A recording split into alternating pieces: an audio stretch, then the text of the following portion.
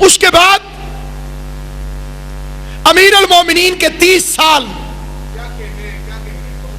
इस फिक्र को मामूली फिक्र न समझे कि अली यहूदी के बाग में मजदूरी करते थे।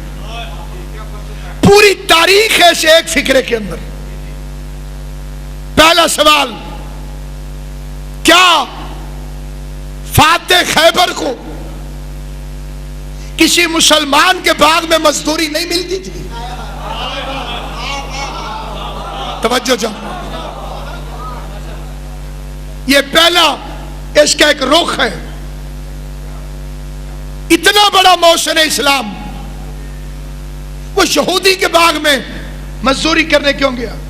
अली अलैहिस्सलाम का ये अमल रहती दुनिया तक हर अक्ल वाले के लिए पूरा पैगाम है कि अली का सोशल बाइकाट कर दिया गया था, जिसे देहात की जबान में हुक्का पानी बंद कहा जाता है। पैगंबर के साथ वो सलूक और अली के साथ ये सलूक। और दूसरा इसका एक ये भी पहलू सुन लीजिए, आप अपने दुश्मन के हवाले अपना कारोबार नहीं करेंगे। आपका दुश्मन जो है उसके हवाले आप अपनी दुकान नहीं करेंगे, अपना गल्ला उसके हवाले नहीं करेंगे। क्या कहने अली आपके किरदार के। यहूदियों का सबसे बड़ा दुश्मन भी अली। आज ही के दिन तो खैबर फतह हुआ था, मरहब को कत्ल करने वाला भी अली।